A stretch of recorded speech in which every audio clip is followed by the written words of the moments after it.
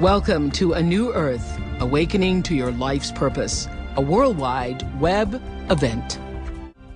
Hello again, everyone. Welcome to week number 3 of our New Earth web class. And again, I thank you. Eckhart Tolle thanks you for joining us as we bring students and seekers together to discuss our latest book club selection, Eckhart Tolle's A New Earth. I'm happy once again to see that we've been connecting with readers around the world. We've gotten questions and comments just this week from as far away as Rotterdam, Rio, Beirut, Casablanca, Greece, Seoul, and even Tasmania. Hello, Tasmania. Thank you for all of your really so thoughtful your emails have been. And I can tell you, we love hearing from you wherever you are. There have been either 2 million of you who've watched our classes live or on streams or downloads. No matter how you're watching, I welcome you to the awakening, the shift in consciousness that's happening really all over the planet. So I want to get started on chapter 3. As you see on your screen, you can type in your questions and send them to us instantly throughout the class. We're going to be speaking with students via Skype. You know, Skype is that free software that allows you to make internet and video phone calls from all over the world. Welcome again. Thank you. Did you have a good week? Very good. Thanks. Very good.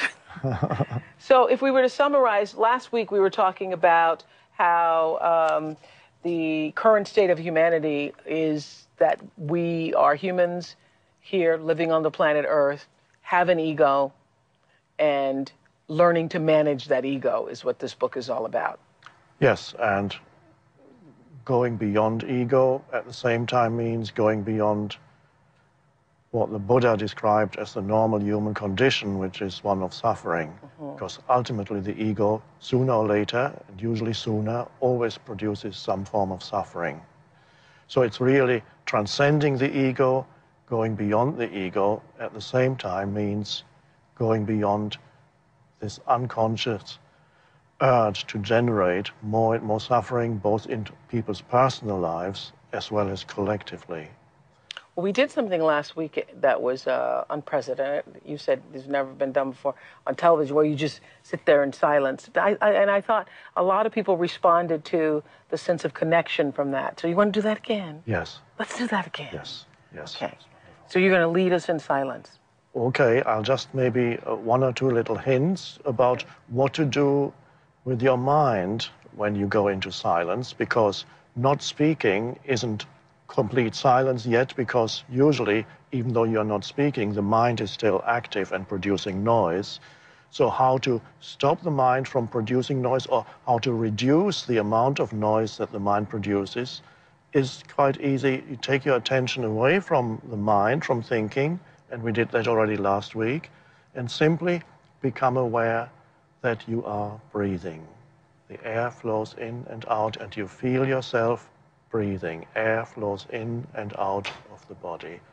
And so as we go into silence now for a few seconds, just direct your attention and feel your own breath.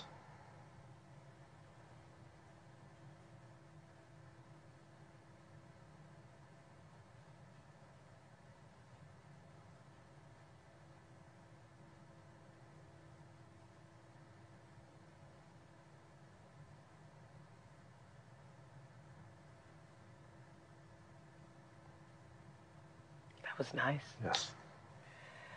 Today's lesson, chapter 3, beginning on page 59. I love the idea that we're all literally on the same page. Everybody, page 59, the core of the ego. Most people are so completely identified with the voice in the head, the incessant stream of involuntary and compulsive thinking, and the emotions that accompany it, that we may describe them as being possessed by their mind.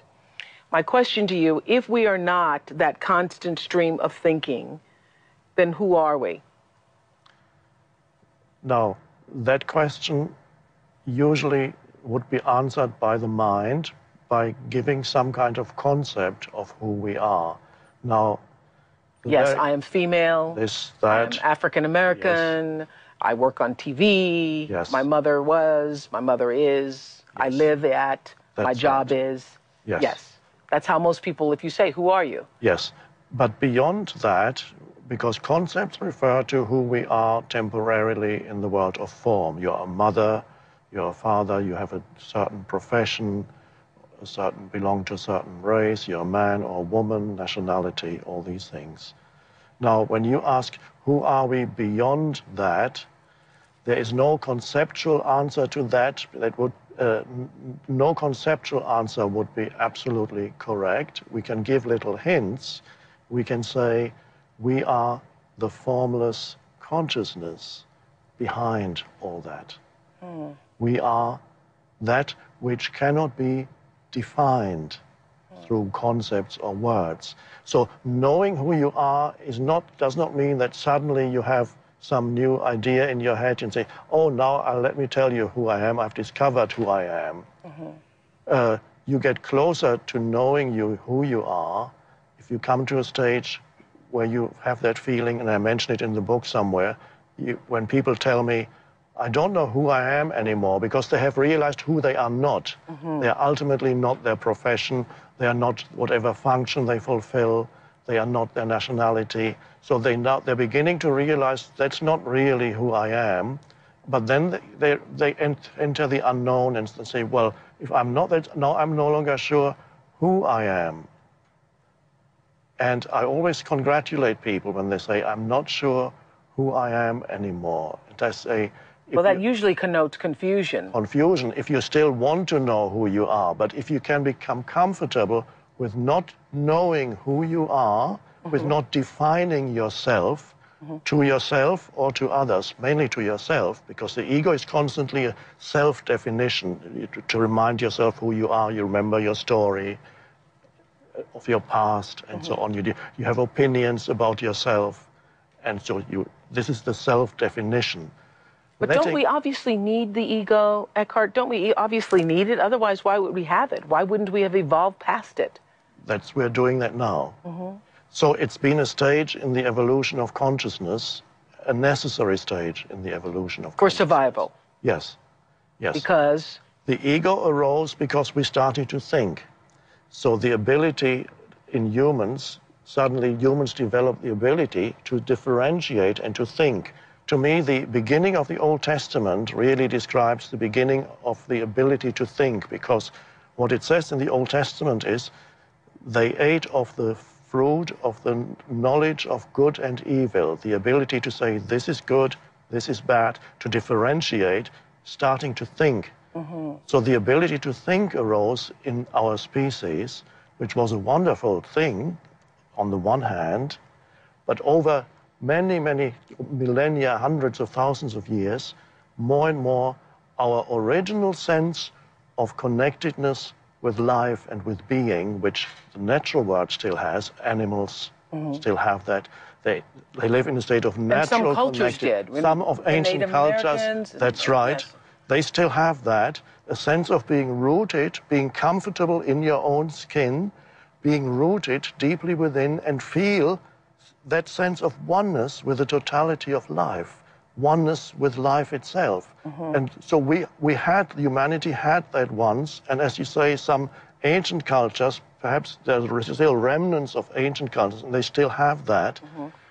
But humans, as they went into more and more thinking and differentiation, they gradually, their sense of self gradually moved from the center of their being, which I would describe as their heart or the solar plexus, into their mind. Into their mind. And they more and more, they began to identify with the movement of thought. And gradually, out of this continuous identification with the movement of thought, a thought-made entity was produced, which is the ego. Yeah, which is what you're saying is being possessed by our mind. Yes. Okay, by being possessed by our mind.